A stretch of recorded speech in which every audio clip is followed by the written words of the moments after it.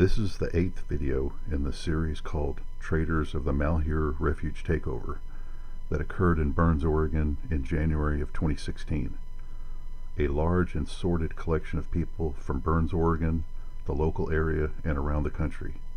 Those who went out of their way to destroy the constitutional restoration efforts that took place in January of 2016. This 8th video will first expose a California resident, Kevin Cooke, who runs an internet website and a call-in hotline. At this time, it was being used by U.S. militias, and being a good snitch, Kevin was listening to the conversations. Some of the alleged inflammatory statements are shown here. He then goes on to do some CYA by implicating a female website moderator. The claim is several militias were activated on the air due to a scare the Bundys would be raided. Information he says came from Pete Santilli. Kevin Cooke then goes on to claim Pete Santilli is an associate of some type and is also embedded with the Bundys. He also claims Joe Biggs is embedded with the Bundys, streaming it all to Twitter. And finally, more double talk about how he is pro-militia and concerned for law enforcement, along with the usual non-violence disclaimer. Kevin Cooke should refresh himself on the history of militias, why they are needed, and how and why they do what they do.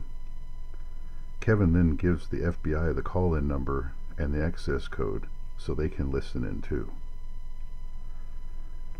We move on now to a Burns, Oregon local, Brenda Graham, an HR manager for the local school district in Harney County, Oregon.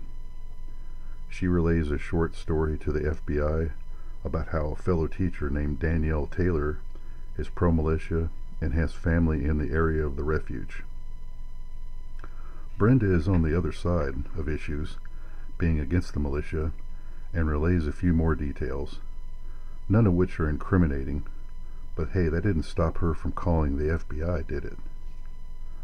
So teachers in Harney County, Oregon, be advised on what is really going on. You are being watched by management, and anything you say or do will be held against you.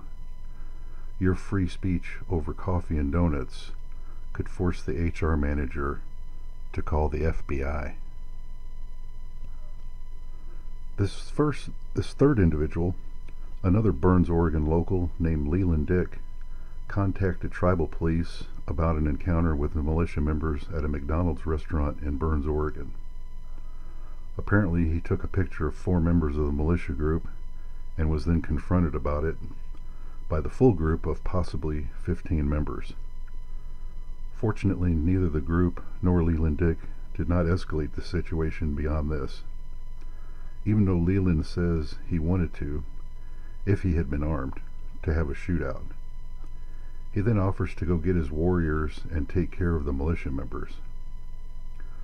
For some reason, he believes the militia is targeting natives, even though they are 30 miles away. Also claiming the militia is attempting to take Indian lands, but that was already accomplished 140 years ago or so by the United States government. At any rate, he decided to go pray on the mountain and de-escalate.